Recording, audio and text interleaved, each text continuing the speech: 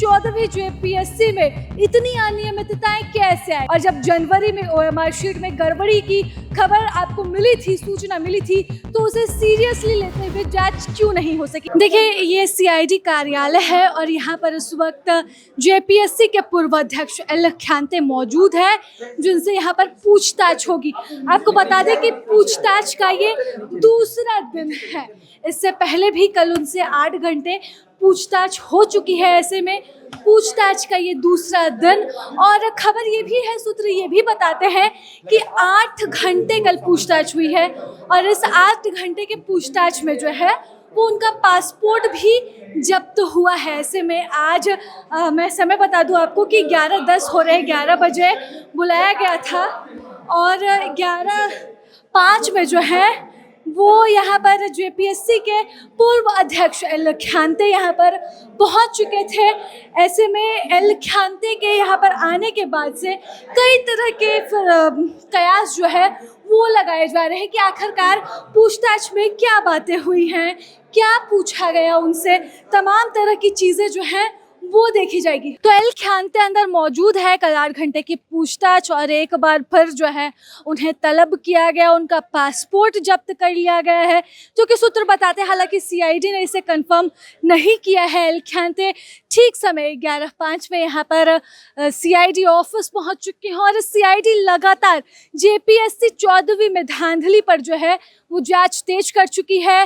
3 गिरफ्तारियां हुई हैं, अध्यक्ष का इस्तीफा हो गया, और अब अध्यक्ष से पूछताछ से पहले जब एल खान्ते मीडिया के सामने आते हैं तब उन्होंने ये बात स्वीकार की कि उनकी कोई जवाबदेही नहीं रही, क्योंकि वह इस्तीफा दे चुके हैं। और इससे पहले जो भी 2 जनवरी 2026 में लेटर आया था उसे सीरियसली नहीं लिया गया था, क्योंकि उसमें कोई साक्ष्य नहीं थे और ये उनकी जवाबदेही नहीं थी।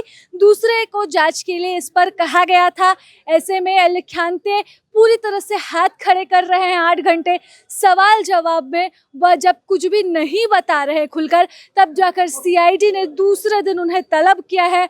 और ये देखिए, सीआईडी का ये कार्यालय डोरंडा स्थित है, ये कार्यालय जहाँ पर एल खान्ते से पूछताछ होगी। कल 8 घंटे की पूछताछ के बाद देर रात वो वापस गए।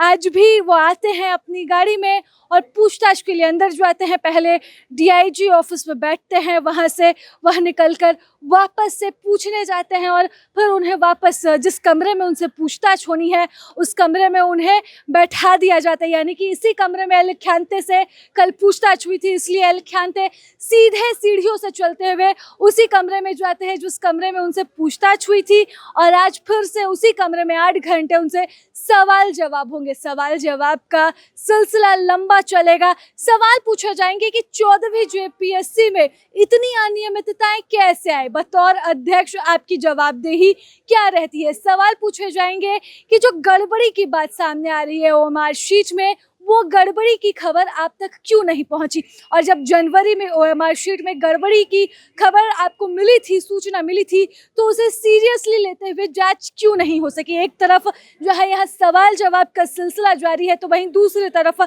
छात्रों का आंदोलन जारी है। छात्र आज प्रदर्शन करेंगे। 14वीं जेपीएससी के पीटी को रद्द करने की मांग यहाँ पर हो रही है।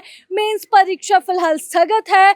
उम्मीद है कि आने वाले समय में जब सीआईडी की जांच की आंच आगे बढ़ेगी तो फिर ये रद्द भी हो सकती है।